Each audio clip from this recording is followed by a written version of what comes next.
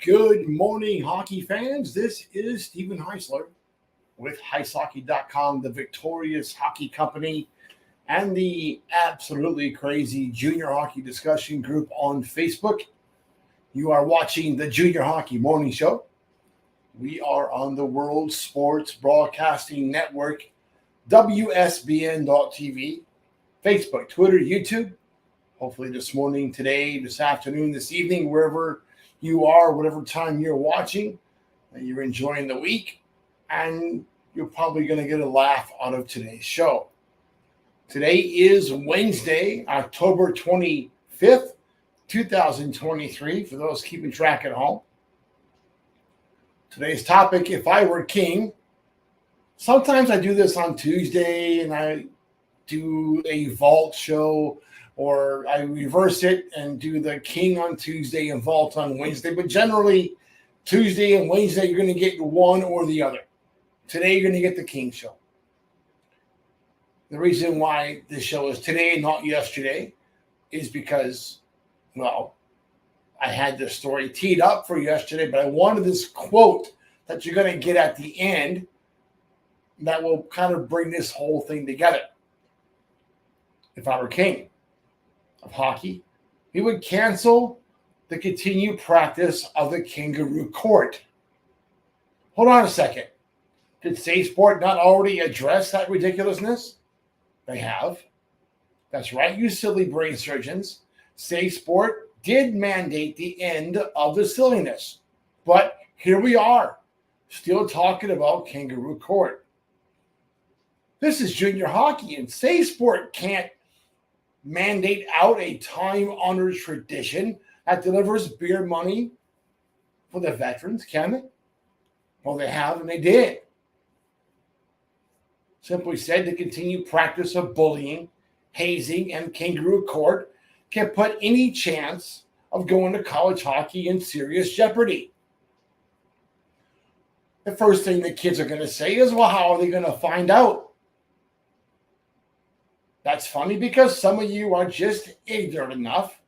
I'll use ignorant because it's an appropriate word here, to use applications like Venmo and Cash App to collect fines for the kangaroo festivities. There's a word for such tragic mistakes of judgment. I know this is going to be crazy. That word is called evidence. Yes, evidence.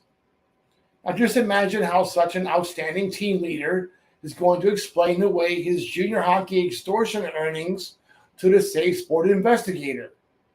We're not talking about just a few bucks here and there. Some of these numbers are coming up to hundreds of dollars a week. It's nuts. One such player recently left his team, skated out of town with a pile of his teammates' money. That's always fun. Interesting that none of that money ever made it back to the team that he extorted it from. What are the kids going to do? Tell the coach? No. Those kids are out. All that money they paid to that guy, he's gone. Now what? Nothing. No repercussions, no consequences. But here's the fun part. Parents are starting to get smart. They could almost use the scam, and that's what it is, as a forced savings account. They can let little Tommy, continue to Venmo his fines to the captain for the entire season, then file a Save Sport complaint maybe before the last weekend. Imagine how that works out. The parents can then present the payment log to the coach. Here's what my son has paid your captain or assistant captain this whole season in court fines. The captain's family wants to return all that money, or have the little angel face the rare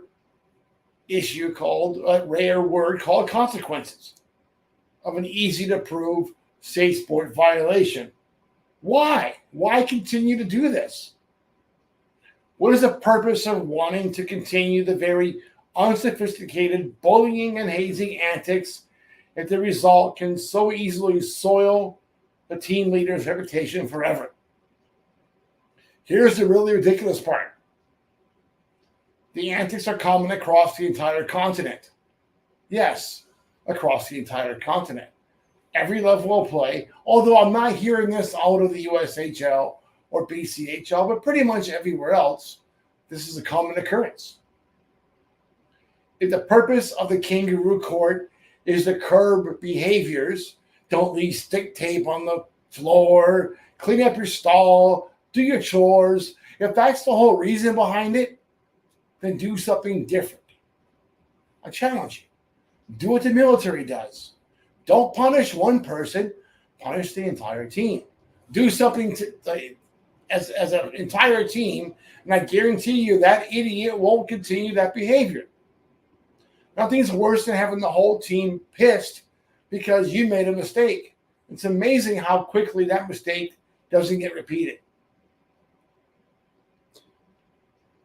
Don't want to do calisthenics, don't want to run 10 kilometers, don't want to run stairs, and do something as a group. Clean up around the rink. Do something. Make up something to make that behavior go away. But the whole team's got to face it. The whole team together, not just the one kid. So here's what's going to happen from here on out. If you dummies continue this practice, I'm going to invite parents to keep a log of their Venmo payments made by the little kids, made by the boys to the captain, and then we're going to start naming the captains. Here you go. And I'll put that out there for Jump Street because that's what we have to do. And you can deal with the situation later on, with those consequences. Teams are going to find out. Leagues are going to find out. They're going to want to investigate it. But meanwhile, pretty much every Division I and Division III hockey coach and team in the country is going to know that you've been collecting Venmo payments for team extortion fees. Here's a quote from a former Division I coach regarding the issue. I would have to question the character of any player that has his name attached to team bullying, hazing, and court fines. This would include those players in the room allowing the behavior to happen in the first place. So what that coach is saying, if you're letting this baloney happen in your room, you're just as guilty as the guy collecting the money. Easy enough. That's it for today.